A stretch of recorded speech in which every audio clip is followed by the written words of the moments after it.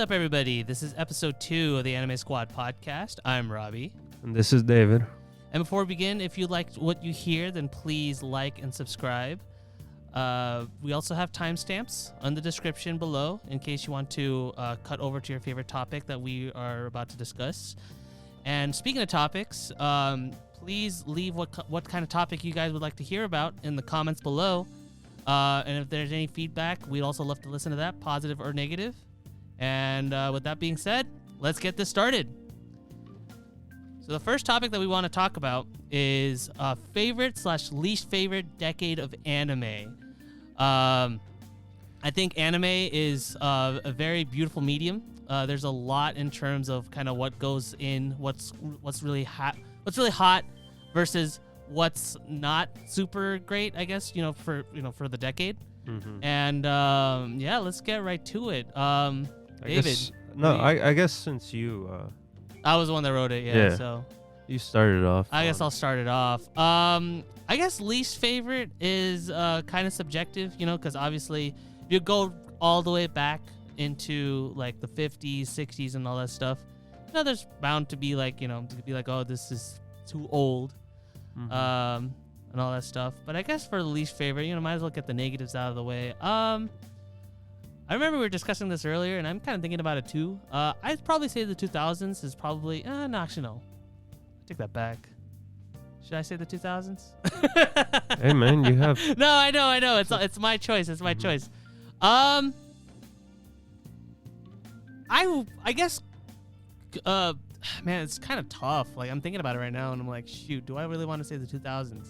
Because 2000s have, like, so many amazing anime, but there's also a bunch that I don't really care for, and they particularly come from the 2000s.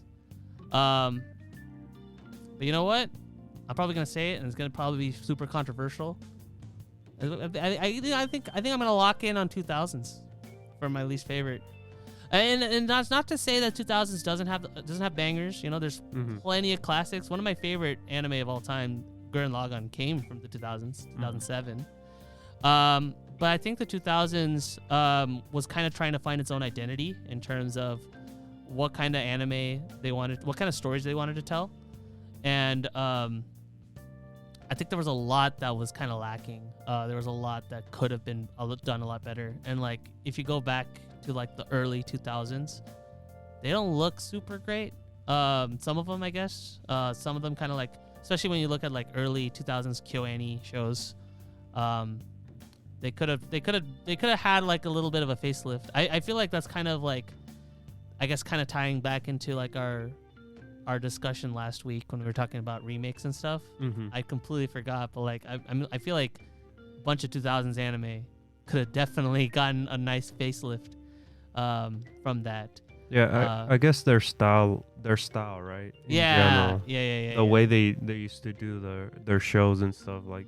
Some of them have like big old eyes, or some don't have detail in their hair. Proportions in general are like kind of all over the place with that. And I feel like also like the internet was also just starting to kind of take over the cultural zeitgeist in general. Yeah, the digital. Yeah, they were definitely trying to. Kind of put themselves out there with that. So yeah, I'd say it's probably the 2000s. Again, there was a bunch of anime that obviously were really good. Like, you had, like I said, Gurren Lagann, Code Geass, all that stuff. But I think 2000s was definitely could have been better. Definitely could have been better in terms of, at least with the early 2000s. I feel like, because I remember when I wrote this topic originally, I wrote this as era. And the reason why I wrote that was because I originally, and it's all coming back to me right now as we're talking. I wrote it down as era specifically because when I was going to mention my least favorite decade or era or whatever we want to say, I was specifically thinking of the early 2000s. That's what I was thinking of originally. Because, the later 2000s, they got more quality stuff in that during that half. During that later half, they definitely were able to pick up a lot on that. So it was a back and forth. It was definitely, for sure. But what about you, David? What's your least favorite decade? Is it the same as mine? Is it also the 2000s? Yeah, I guess for me as well too. The 2000s. I can't say much about the 50s or the 60s because I don't watch any of those. Right. So those I can't put them in there as well. But yeah, of course, it's where the original animation at that time. Yeah. Going back, there's more back, but in general, I think I've seen a couple 80s, couple 90s, and then a couple of 2000s. And the shows that I've seen in the 2000s were like, they weren't the best. Yeah. There was a handful of good shows as well on the 2000s, but the majority has a lot of bad shows. The ones that you saw. The ones that you saw. The ones that I saw. Yeah. Hey, but Spice and Wolf came from the 2000s though. That was a classic one. Doesn't mean it's gonna represent the whole 2000s. No, not at all. Like I said, I mentioned it before. Gurren Lagann's one of my all-time favorite anime, and recently we saw the duology in theaters. Mm-hmm. So that was, that definitely solidified. No, this is still amazing. This is still top tier. Yeah, like there's shows that don't keep up. Like when you rewatch it, you're like, oh no, what did you see in this show? Yeah, what did I see in this show? Like, right, kind of mentality, Oh yeah, definitely. So yeah, for me, it's the 2000s. And like I said, I think a lot of it also has to do with the CG. CG was just barely starting to take hold, and a lot of anime studios wanted to utilize CG in a way so that they can be able to, I would say like cut costs, I guess. Mm-hmm. And digital art in general they were just starting to figure out kind of how it worked. It's kind of like the same thing if you were to compare it to video game consoles. If you go from like 16-bit like Super Nintendo, Genesis, and you go immediately into PlayStation and Nintendo 64, it's like that jump is jarring, Yeah. There's a lot that you have to kind of iron out, when it comes to like flat 2D sprites. That's gonna look amazing, mm-hmm. Over time. But then you go look back into N64, PlayStation 1 era graphics. It's like, oh, this doesn't look super great. So it's kind of the same thing I feel with when it comes to a lot of the 2000s anime in general. And then I guess once we got to the 2010s, that's when they started experimenting on everything now. Oh yeah. We're not getting like regular like generic shows or like basic. Well, we're getting them as well, but there's like a lot more like variety now. With styles. I feel like the 2010s for sure is when it's exploded mm-hmm. in terms of choice and variety, which I guess kind of it's a neat transition into, because I think that's all we have to say about least favorite. But yeah, going into like the better part, the positives, mm-hmm. favorites. Would you say the 2010s are your favorites? Oh yeah. Yeah. That's when it finally kicked in, and there was so many like like I said, variety styles. Yeah. Unique, and then they go like old style too at times too. Yeah. It's like a lot of throwbacks also in there yeah. too. Yeah. I'd agree with you. I mean, the 2010s. I mean, I feel like the 2010s, and for us in particular, that was also when we were like, going into college, and we were able to discover anime a lot more easily, and mm-hmm. the internet was also kind of taking off too. Streaming also was also when that decade when it took off too. Oh yeah. So there was a lot to just kind of take in terms of what good anime was out there and mm-hmm. everything. So yeah, the 2010s definitely had a lot in terms of how many amazing shows there were. For me, I'd say it's like a tie between the 2010s and probably the 80s, because the 80s. And the reason why I say the 80s is because it's Dragon Ball came from the 80s. Mm-hmm. A lot of great anime came out during that time. A lot of great Lupin movies and OVAs came out in the 80s. City Hunter came out in that decade. Urusei Yatsura. There was a lot of anime that also. So in terms of quantity, right? In terms mm-hmm. of quantity, it was just kind of getting higher and higher and higher. You go from the 80s, 70s, 80s, 90s, 2000s, 2010s. There's a lot more, right? There's a lot more as time progressed. Oh yeah. And even though the 80s didn't have a lot in terms of quantity, I felt like a lot of the shows that they did have, either a lot of them were like just genre changers in general. Like a lot of them, like literally shaped the landscape of what anime was going to become. You know, like I said, inspirations. Star. Yeah. And even going back to watching them, like again, when you go back to the 80s, it's like a lot of it was just kind of like those 2-3 shows that these studios were doing for like 4 or 5, almost 10 years. But they hold up. They definitely hold up, especially like watching them today. A good few of them, a good few of the ones that I mentioned right here, City Hunter and Urusei Yatsura. Those are shows that I recently saw, like 2-3 years ago, and they're still really great. And I'd say like it's for me it's like a tie between the 80s and the 2010s. Again, for 2 different reasons, because going back to what you said with the 2010s, with just how much we were getting and like how many of within that quantity were also like just high quality, just banger shows in general. Again, Attack on Titan, that came out in the 2010s. Kill la Kill, that all came out in the 2010s. So there's like a bunch that was all coming out. The Sword Art Online, yeah. There was so many shows. Yeah, a lot of genre defining shows.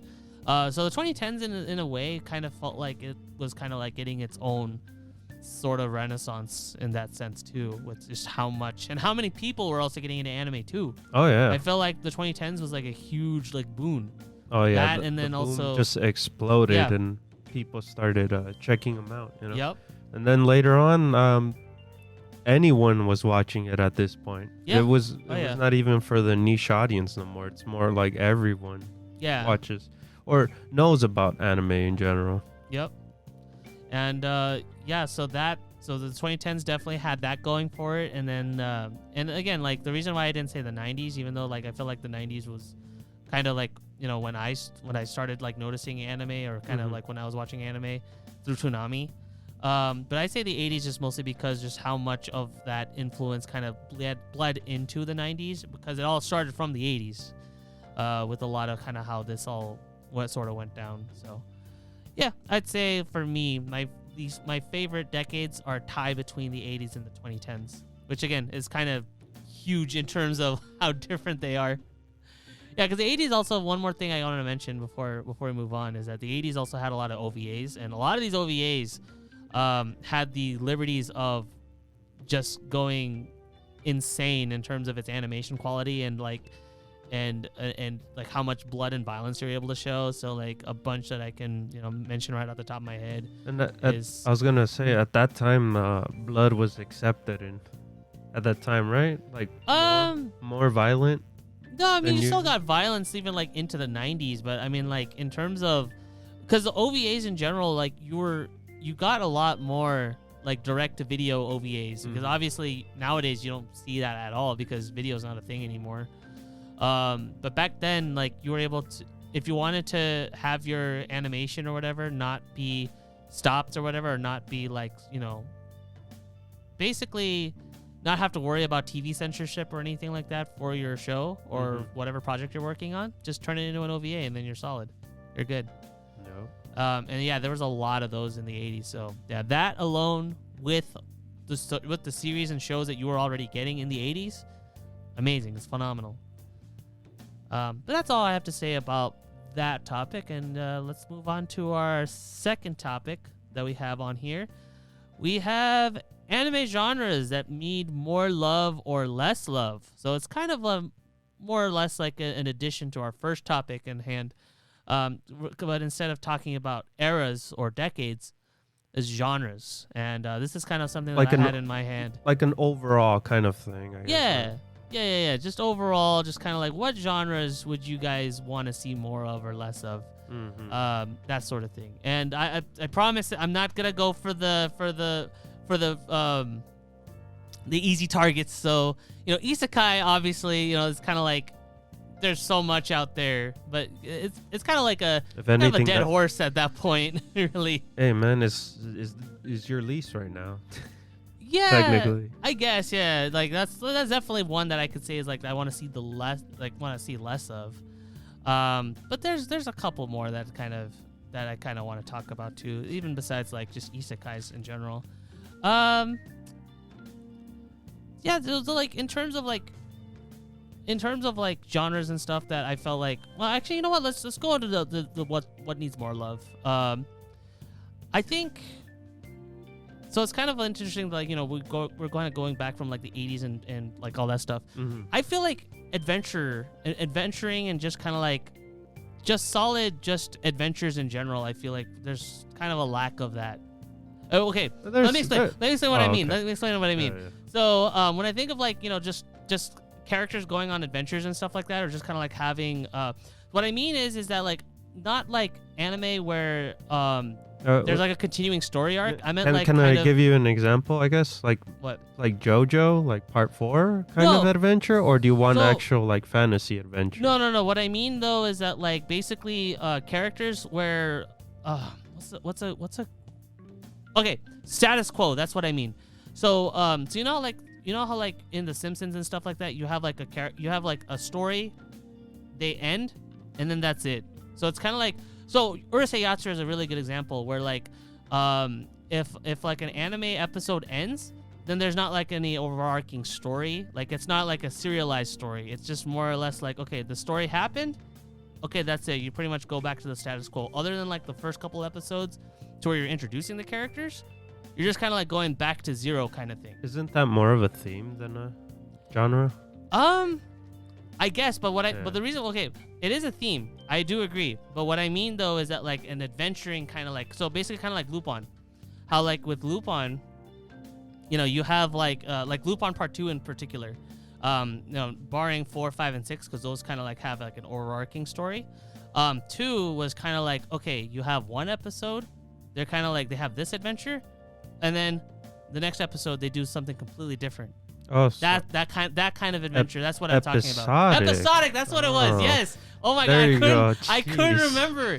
I legit could not remember. I was just like, okay, I was like, you were going off themes, but now no, I get that's what you I meant. now. Yeah. Okay. Episodic. That's what it was. See, I was trying to okay. explain to you. I was legit trying to explain. I'm like, hey, this is what I was. I was like, we're not even. I said like Urusei Yatsura or like Lupin or like The Simpsons. I even brought up The Simpsons. I'm like, oh, status quo. Yeah, I was like, going back. I was like, where are you going? I couldn't think of the word. Yeah. My bad. I couldn't think of the word. Yeah. Episodic.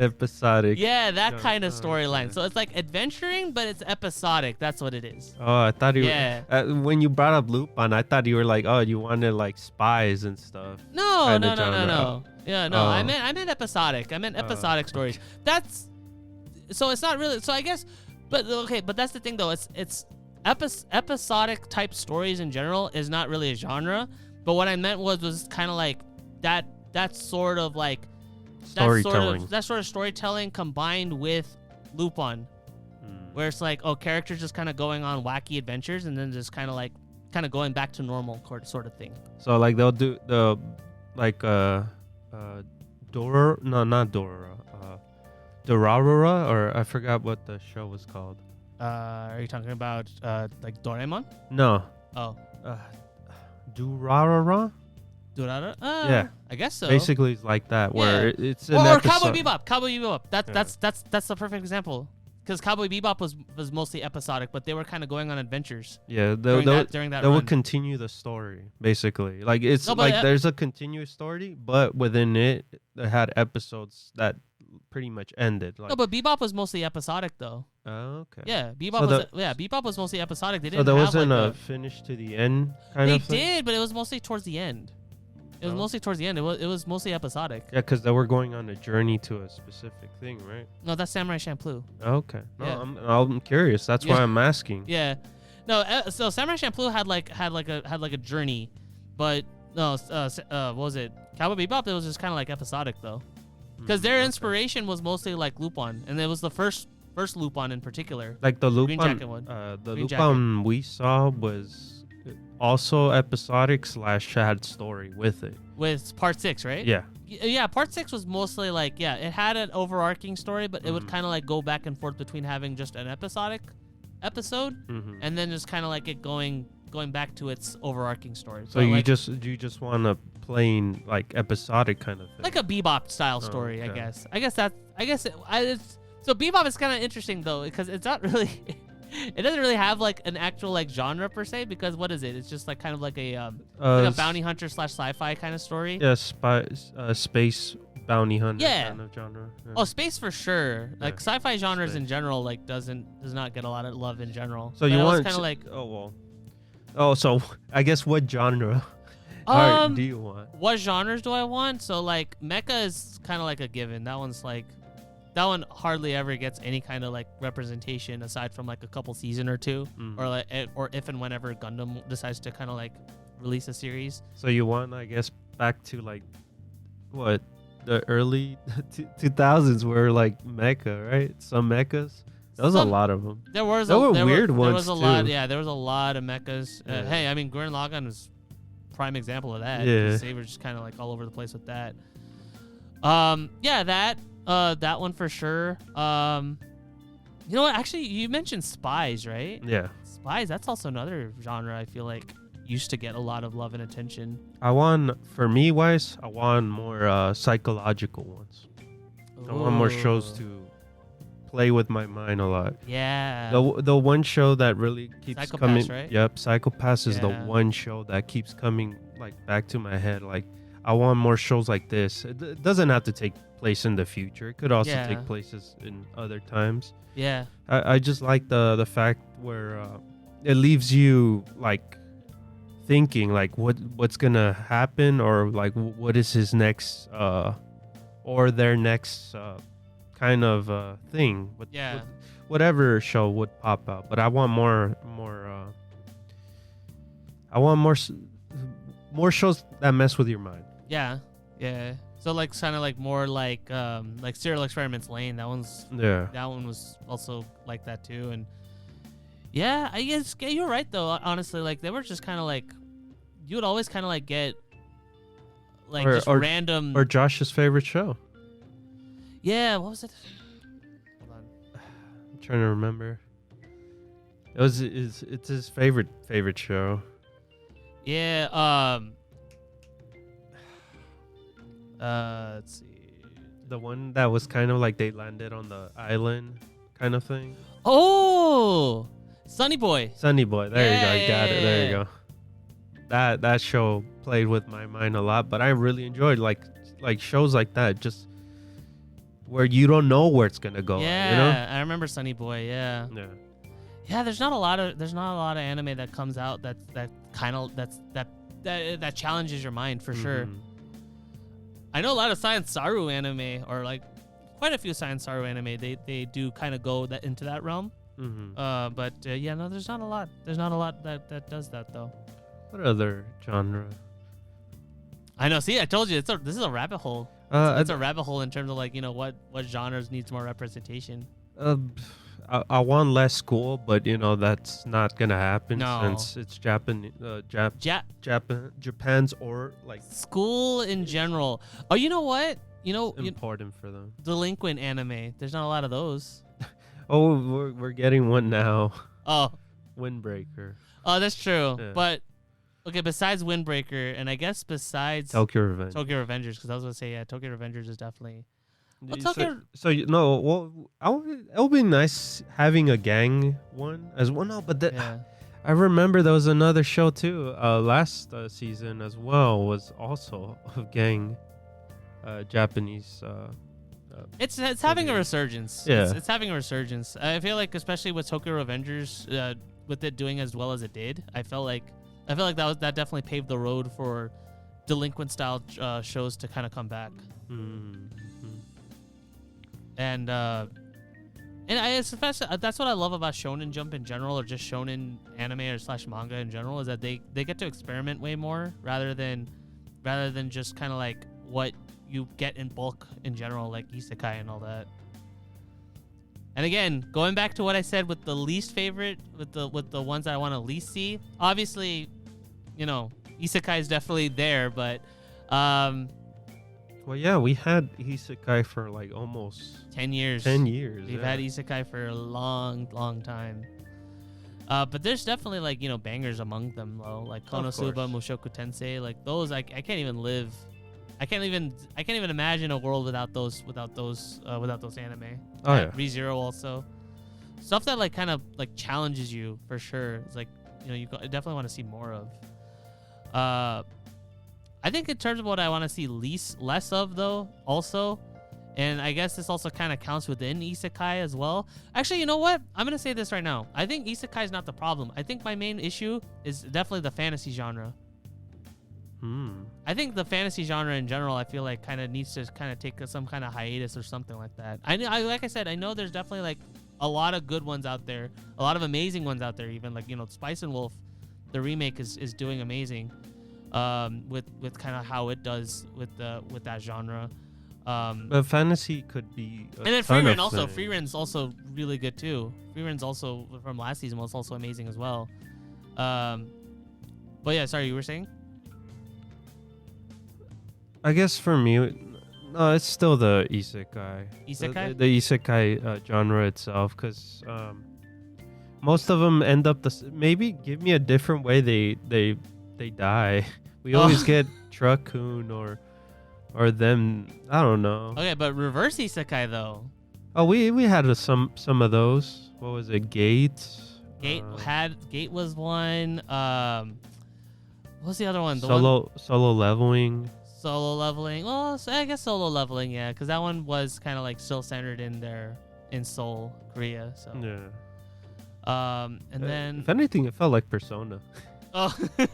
he enters the dungeon and he ends up in basically all the monsters in there, but depends. Oh, Devil's a part-timer too. Devil's part-timer. Yeah, that one's also reverse isekai. I'm upset with that second season, but that first season was amazing. Yeah.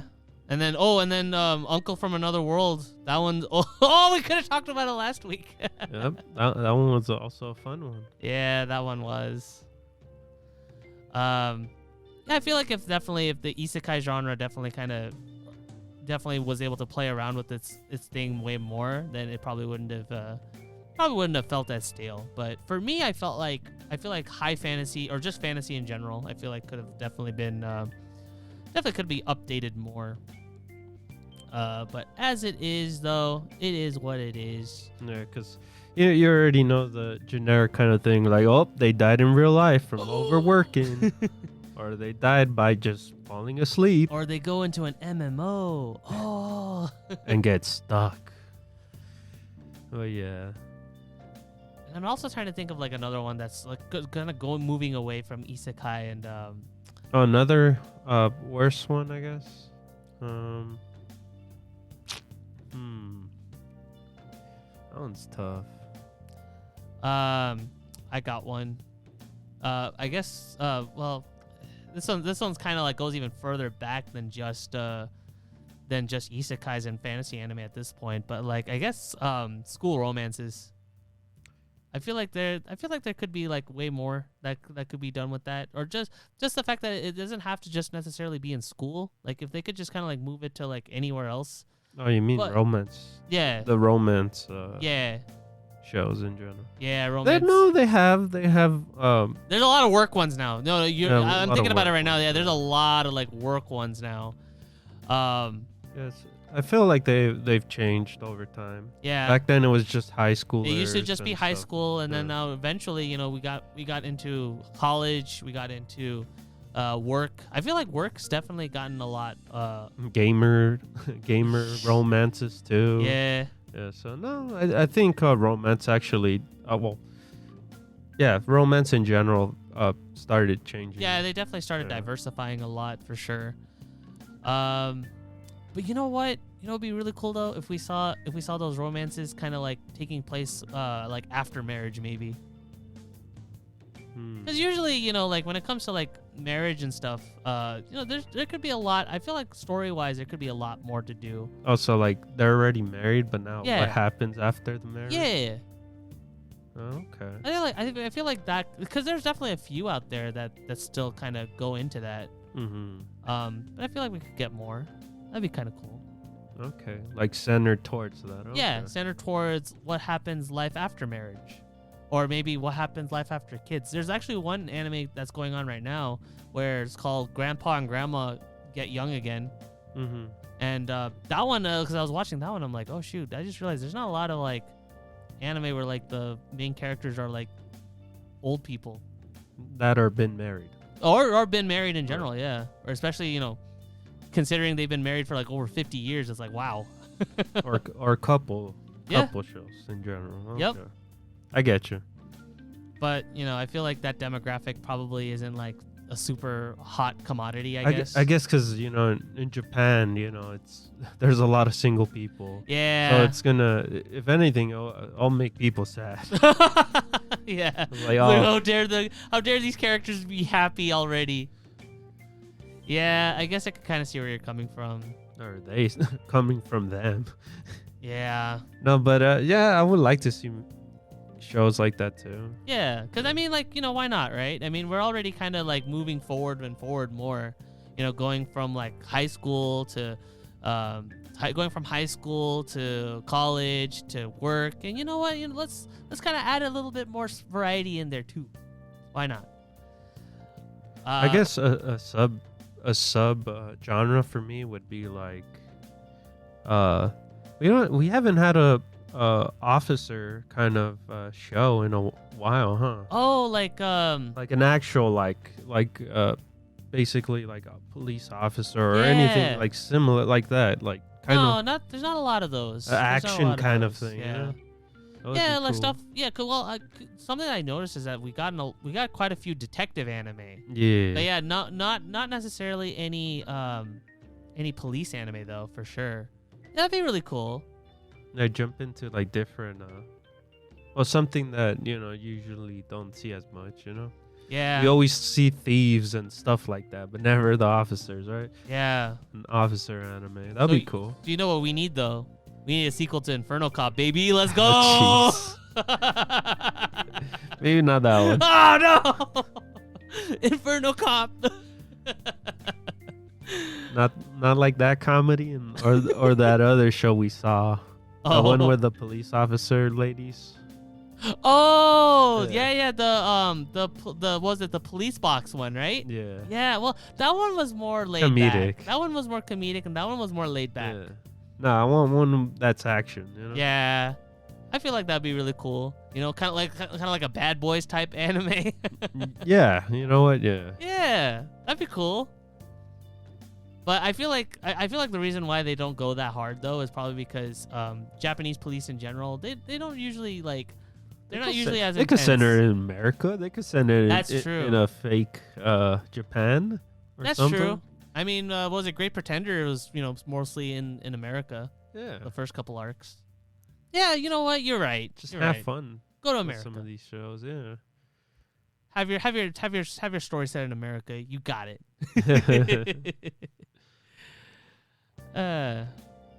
Yeah, let's move on to our next topic. So anime. It's a lot out there. Mm-hmm. And most of them are adaptations. But then you also get a few that are originals, meaning that they started out as anime. They got nothing else to back up to, so you don't got those fans that say, oh, read the manga or read the novel. No, they're originals. Anime, source originals versus them being adaptations. What are your thoughts on that, David? Because I got some thoughts. Oh, you said versus? Versus. I wrote down versus. Oh, yeah. It sounds more exciting that way. No. Because, you love the source material at times, too. But You do. But a good example of, what was it? What was it? You know what? You start first. I'll start first. So, so I think one of the things you get when you get originals versus adaptations, right, is the biggest argument for adaptations is that you see these like conversations pop up online a lot, and that adaptations typically are kind of seen as like glorified advertising for like the source material. Yeah. That's kind of like the number one. That's like the number one thing you always hear about. And you know what? That kind of slander, I think, is kind of unjustified. I feel like anime, whether they're adaptations or source materials or not, I don't think they should just get a pass in being like, oh, they're just advertising. I feel like they should definitely stand their own ground. But my point though that I want to talk about across is, as far as like originals go, originals are, I wouldn't say they're a dying breed. I mean, you still get like an original every now and then. Yeah. But man, I want to see more originals, man. I miss originals. I miss anime originals kind of being like kind of everywhere. Or just, I'm not really everywhere, but at least kind of like seeing more of them. That was really cool. But as far as adaptations go, I think adaptations, you know, obviously they're going to make up the bulk of anime out there. And I understand why. Because adaptations, they're really easy to do. You know, you already have a thing that exists, you know, whether it's like a visual novel, light novel, what was it, manga, all that stuff. Oh, okay. You know, that's really cool. But I feel like with anime originals, you're able to kind of like get away with a lot more out there, and that's why I feel like Studio Trigger, I feel like is very, very good at just that in general. Like, look, in terms of like Studio Trigger's lineup, like so many of them are just straight up anime originals. You know, Little Witch Academia. Well, all right, since you Cowboy Bebop is original. Yeah, it's as original. well. Yeah, Bebop is original. And Cowboy Bebop's original. Samurai Code Geass. Champloo. Code Geass was original. Evangelion was original. DNA, remember that one that we covered way back when we first started the podcast? That was original. Psychopaths. Yeah. Psychopaths was anime original. Yeah, there's a lot of anime originals out there. Violet Evergarden. Violet Evergarden was original. Yeah, there's quite a lot of anime that's completely original. And Do Ra Ra Ra. There you go. that's true. You're right. I keep forgetting that one was original. Mm-hmm.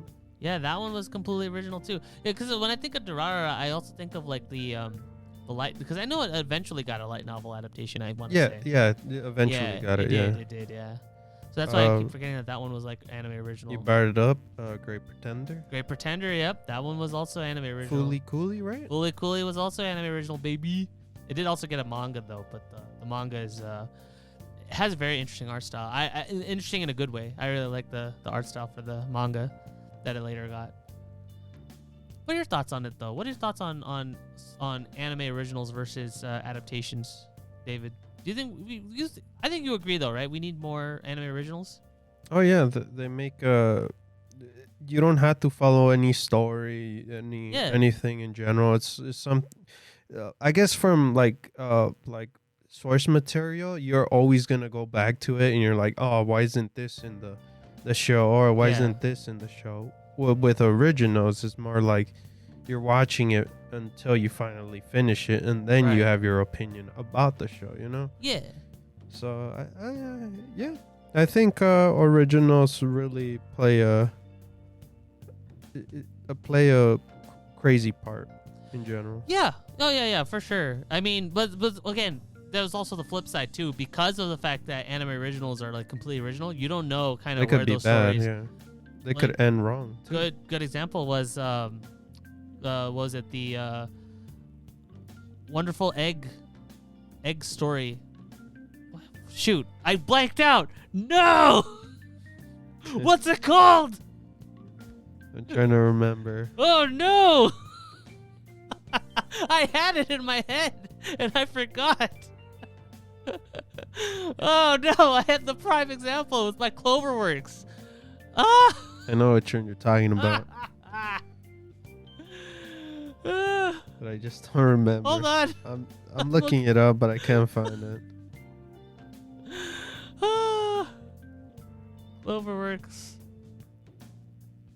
But anyway, that one, Wonder Egg Priority. That's what it was. Wonder Egg Priority. Oh my god, I can't believe I blanked out on the name completely. I was like, I had it in my head.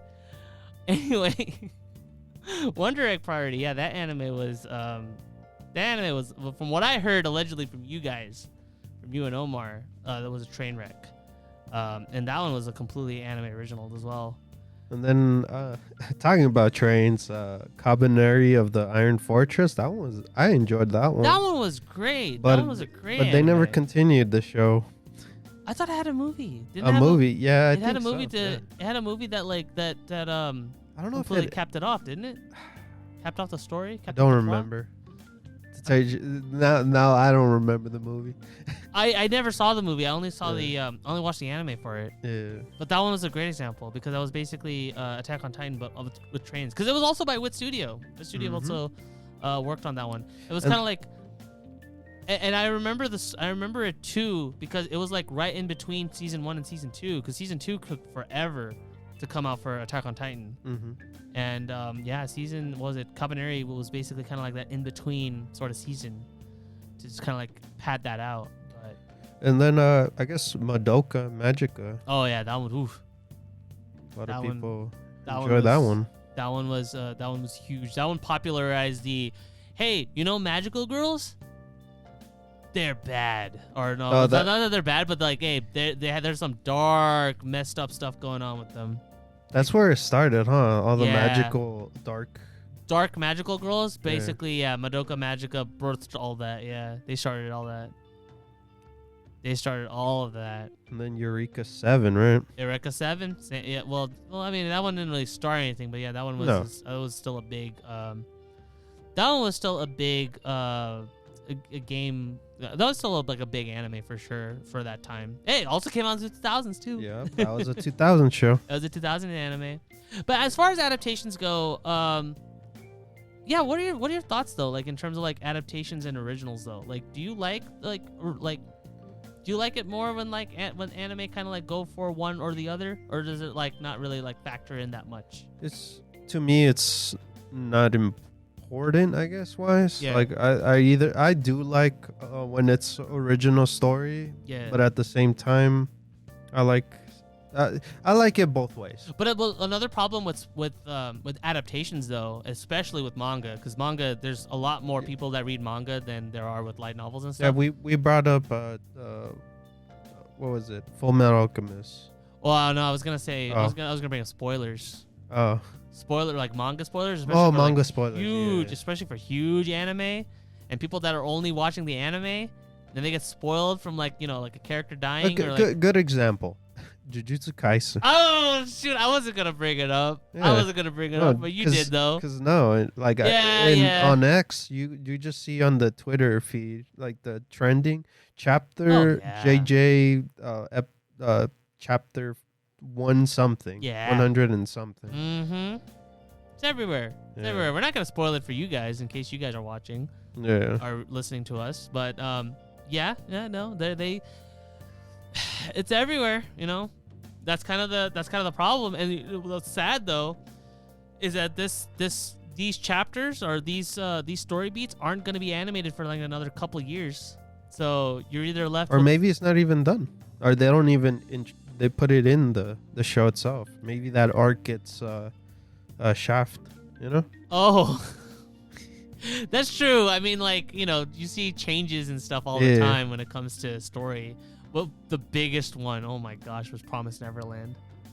The anime versus the manga for that one. I think they were just doing it for the manga at that point. Oh, they were done. Yeah. They were just done. They were like, no, let's just wrap this up.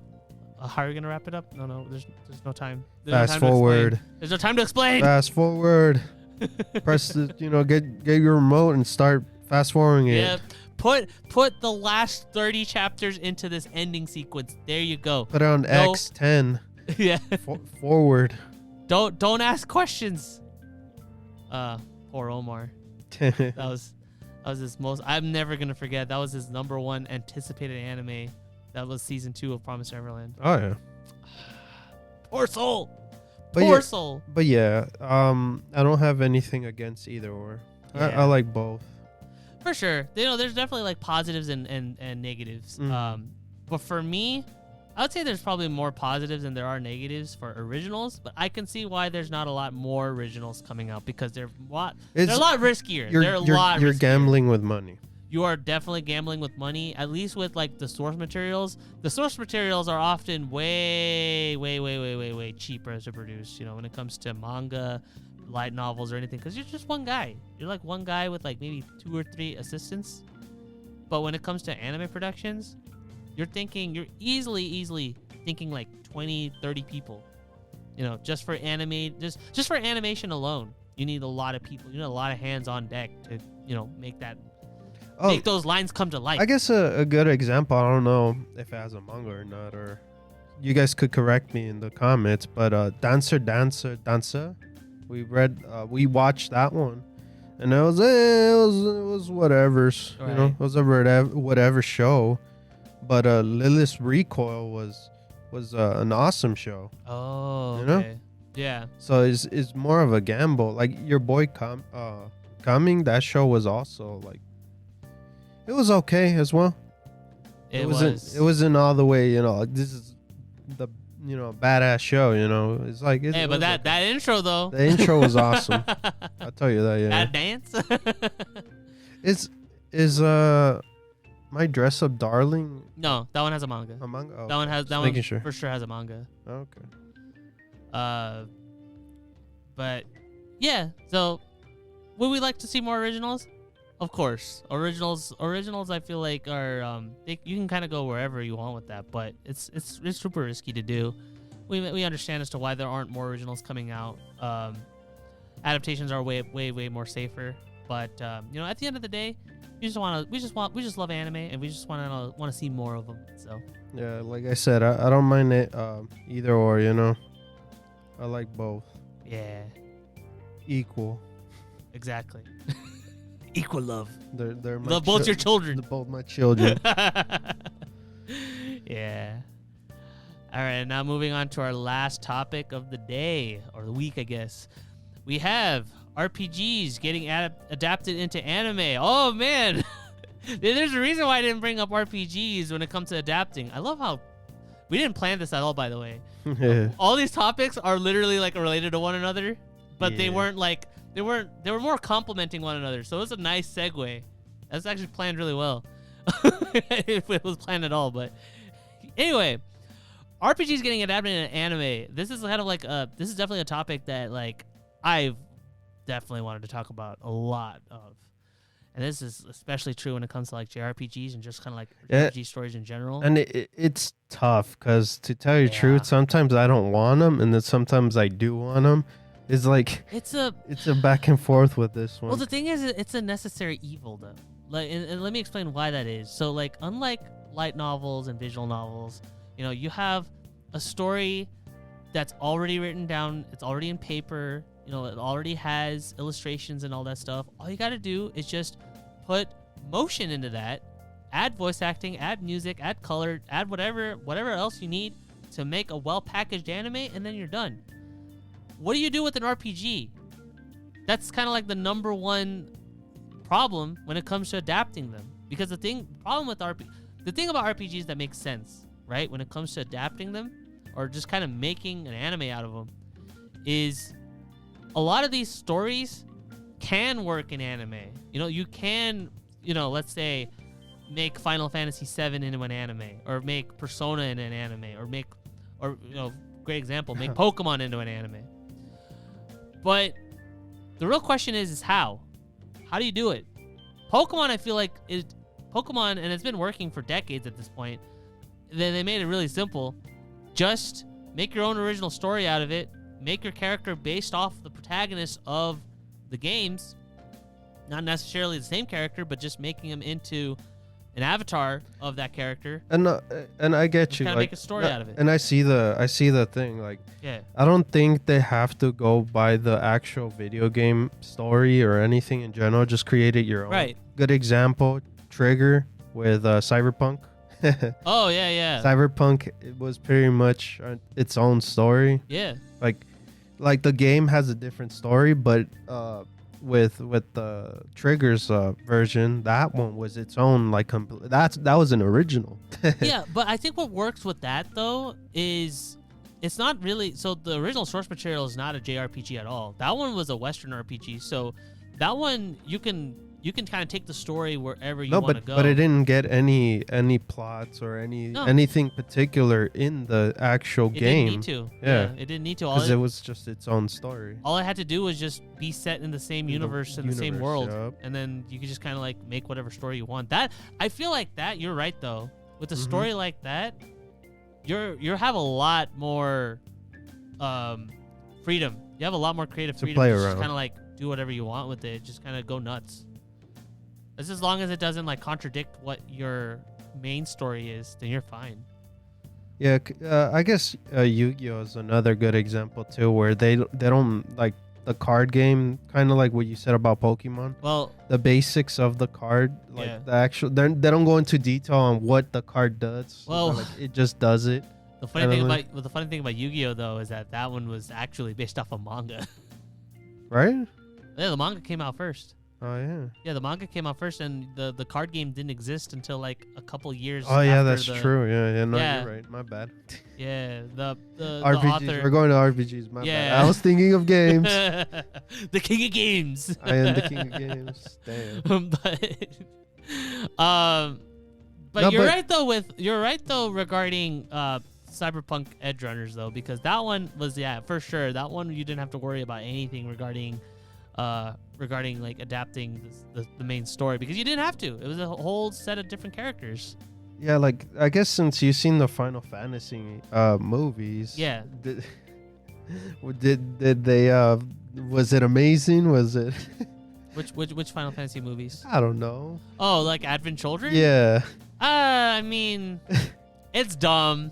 It's dumb. And the thing with that though is that that's also kind of like that's a whole other can of worms, because at that point of Final Fantasy VII's popularity, that was also around the time when they started making Cloud more emo and like just like the setting and story, it's like super duper uber serious and stuff and all that. Like it wasn't as goofy as like FF7 was, or hell even the remake games were.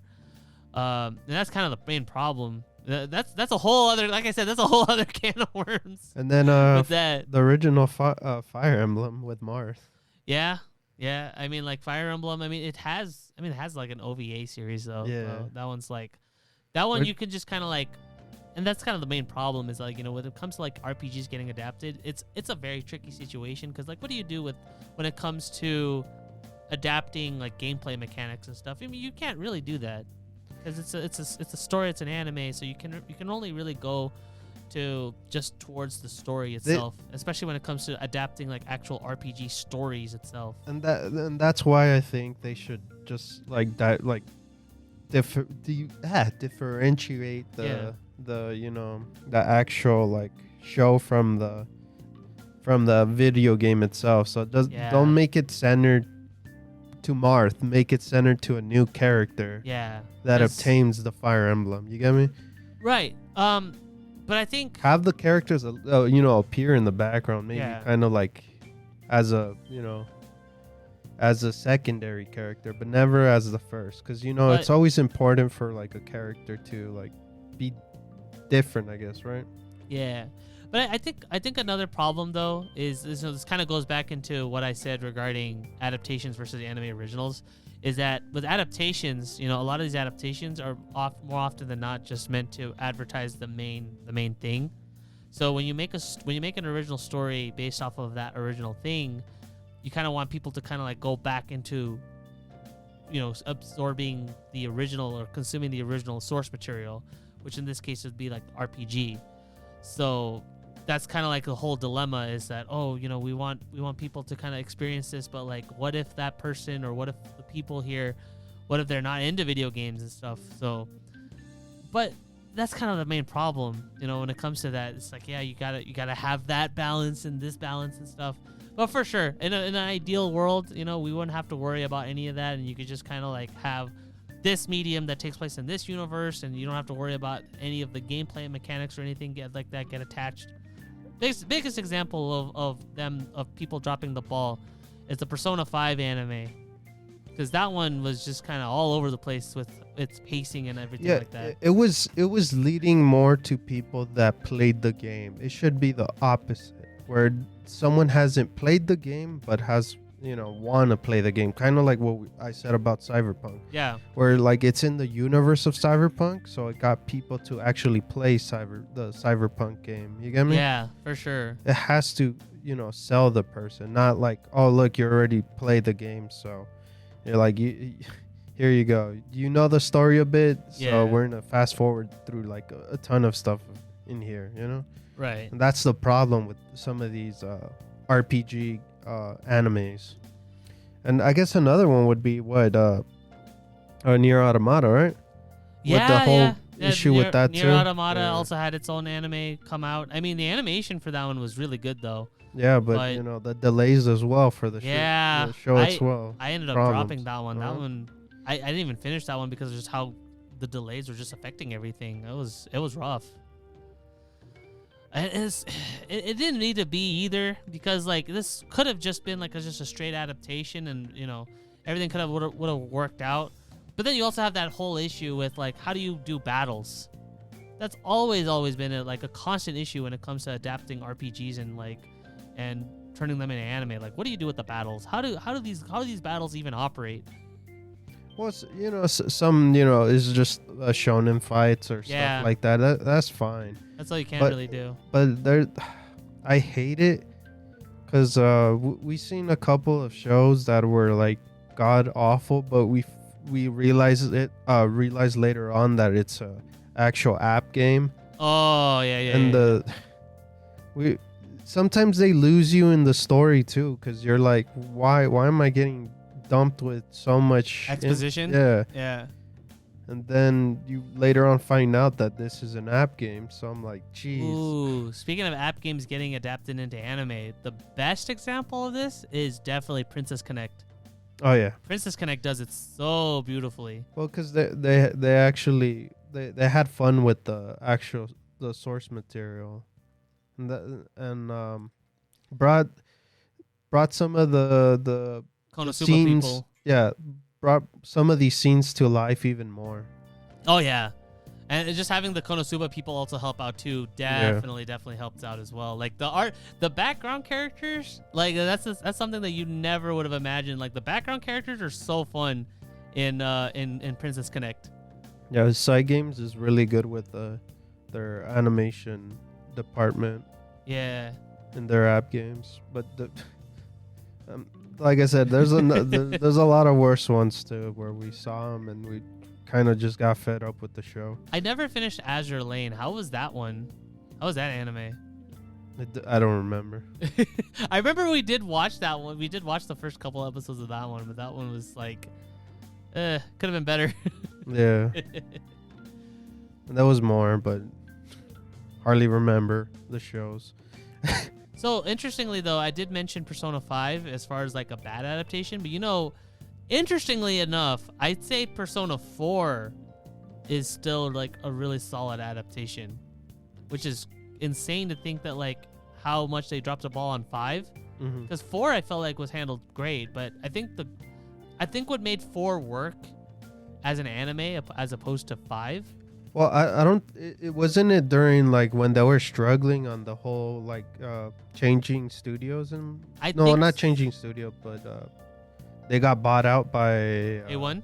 Yeah, I think so. Yeah, because Persona 4 was handled by A1C, which was like a separate studio at the time. But yeah, everything got absorbed into A1. So a lot of the staff probably. Well, I mean, then again, like the adaptation, like the difference between when they were adapted is also like a long time too, because you're thinking like 6-7 years. Because 4 came out in 2011, Persona 5, the animation came out in 2018. So yeah, there's like easily like a 7-year time skip right there. So, but also I think what kind of worked with 4 also was that 4's animation also was 4's story in general is more slice of life, and adapting slice of life stories is a no-brainer. Like there's not really a lot you can really like screw up in terms of making scenes that are like more slice of life.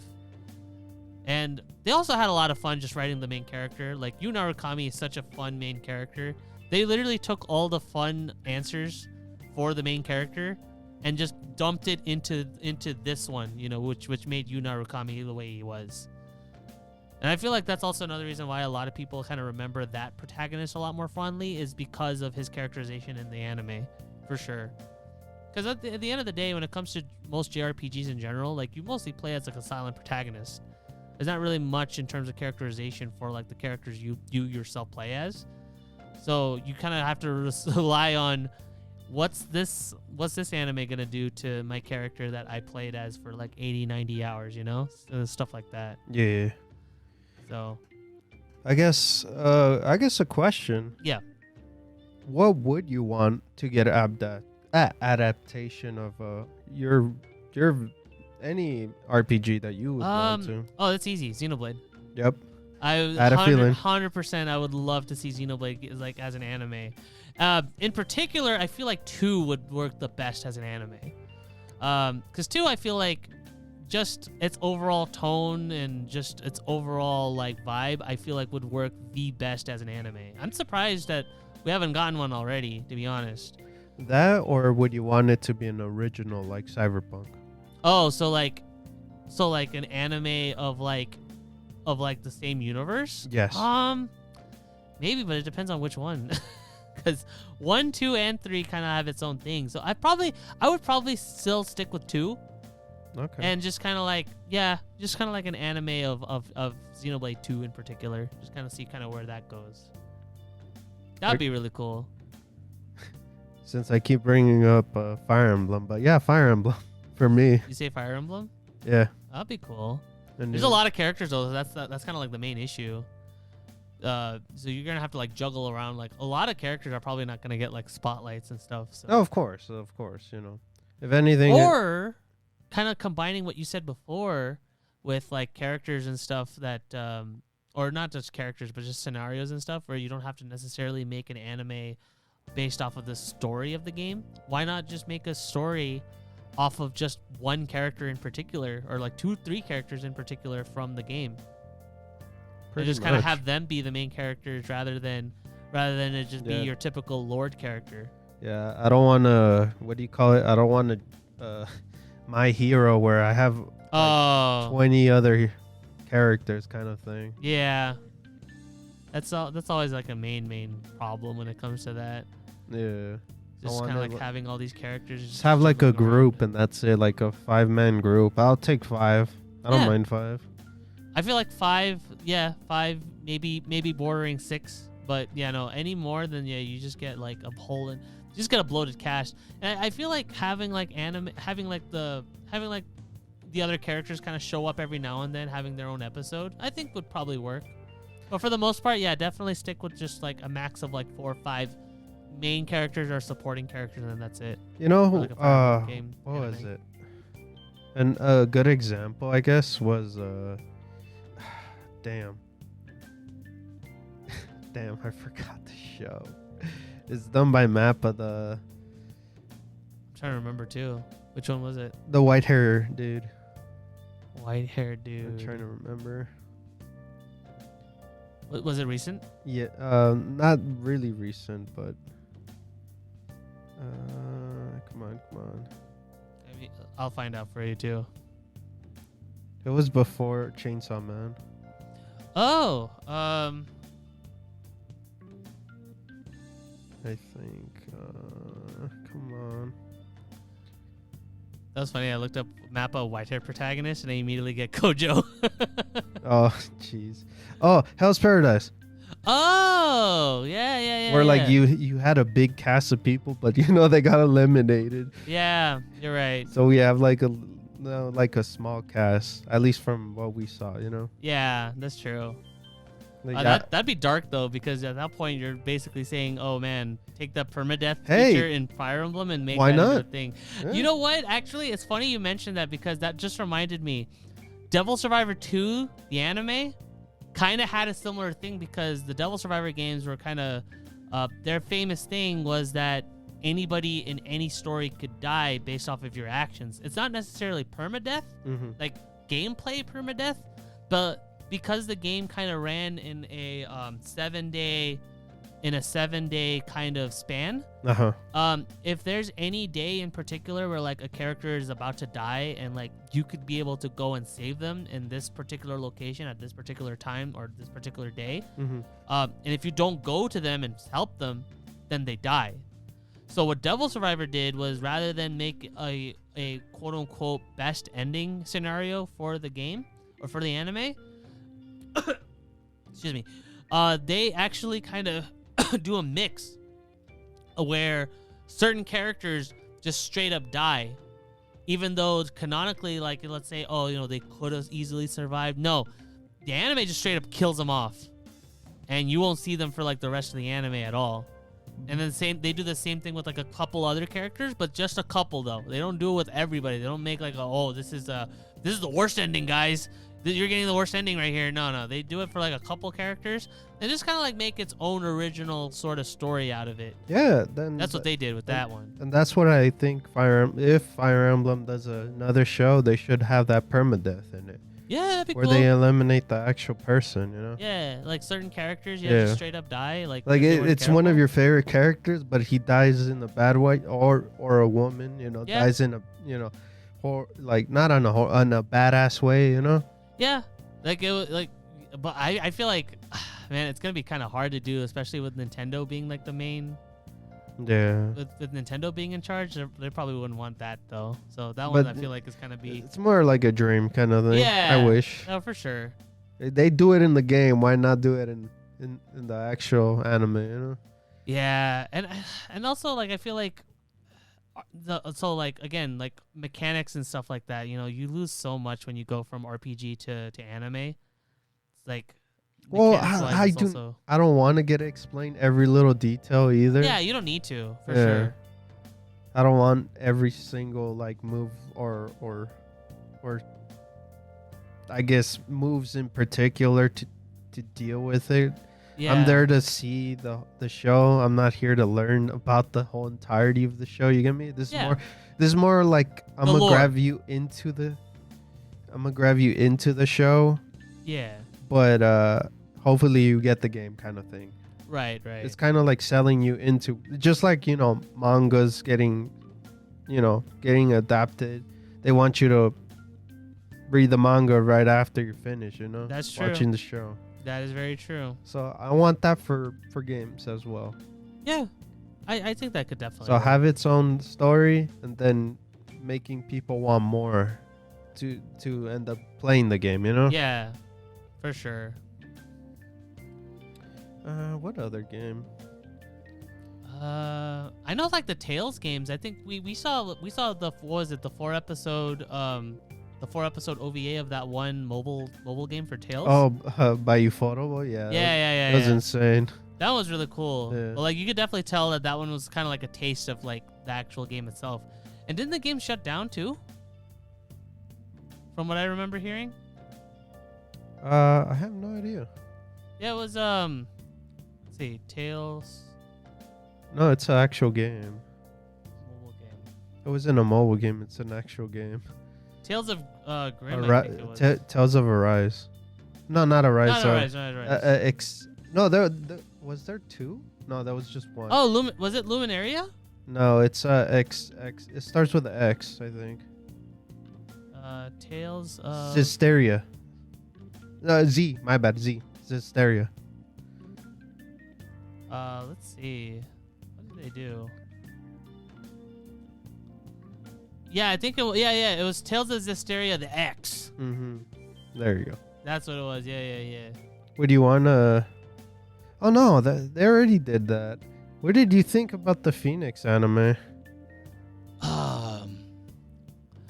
Oh, wait. Which one was that one? Hold on. Which Phoenix anime? I'm trying to remember. That was an anime of Phoenix Ride.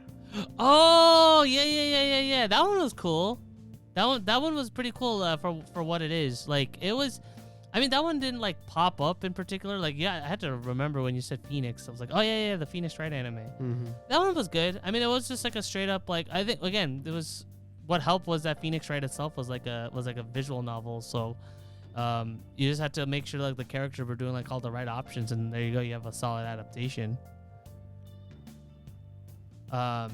But that one was good though. That one was a solid adaptation. I mean, again, like you didn't have to worry about it. It's kind of like the same thing with like when you have like an anime like Umineko or like what was it? A good example in general. On the Western side, League of Legends. Yeah, you're right. Yeah, because that one was just kind of like its own. It was based with story. It was based with the characters, but they had a different story. That's true. That is very true. Yeah, you're right. Yeah, that one. Again, if we just have like more of that, where it's like, yeah, you're just getting like original stories, that'd be pretty cool. Yeah, because I know Persona. Again, I know I mentioned Persona quite a bit, but Persona also had one too called Persona Trinity Soul, and that one was supposed to be like a story for Persona 3, but set 10 years in the future. But that one just kind of got lost in obscurity. Nobody really talks about that one. So yeah, I'm more leaning to more Original story. Original story for RPGs. Yeah. Wise. No, I think I agree with you. Like, especially after hearing so much of like what could potentially be done with the stories, I think I want to agree with you too. Like, if it's like a side story or like a sequel, prequel, just anything that's not isn't directly related or directly to do with the game itself, I think that should be fine. Because at that point, you don't have to worry about directly adapting combat mechanics or directly adapting like, oh, how much screen time is this particular scene gonna take? Like, that's always gonna be a real doozy when it comes to doing that, because you're gonna lose so much in terms of just what you originally introduced versus what you kind of get as an end product. That's not even worth it. There's gonna be so many people just gonna roast the hell out of you if you do something wrong. And good example. Overwatch too, where they had the mini series, and it was just to inform you even more about the past and stuff, and you're like, I don't care, man.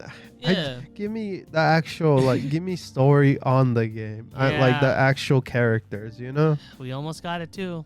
Almost did.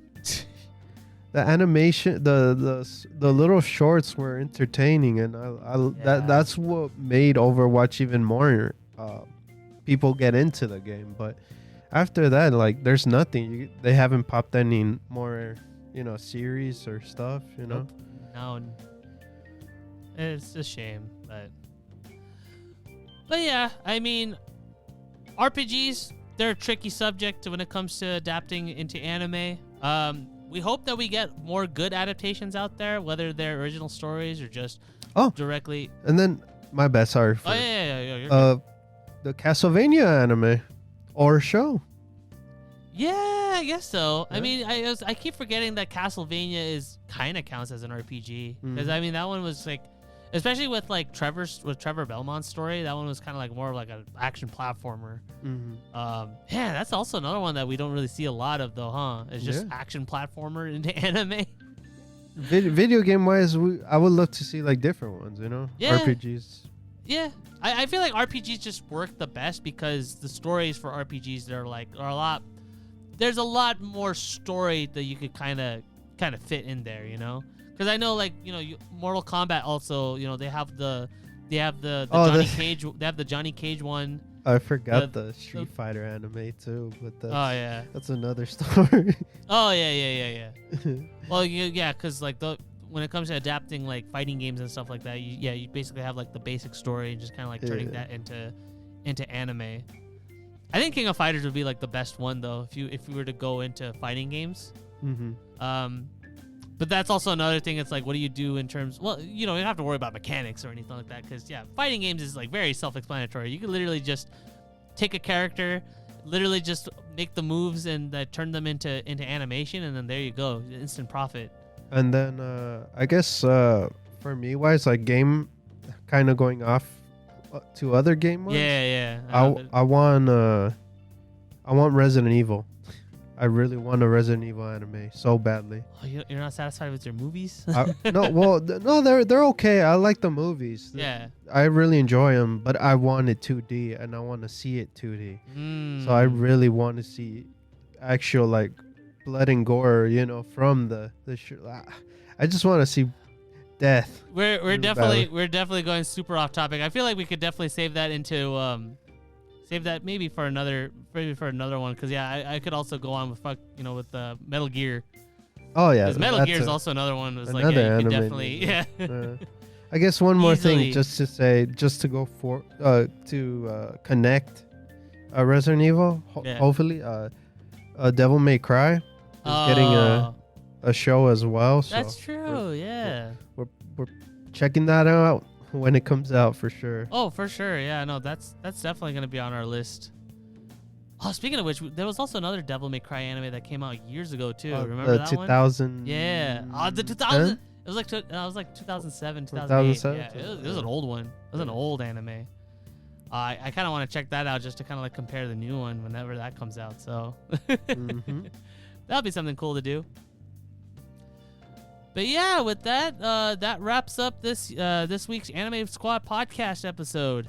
Like I said, I'm Robbie, And this is David. and please be sure to sub to our channel for more podcasts like this one. And like I said, comment down below what anime you guys want to talk about.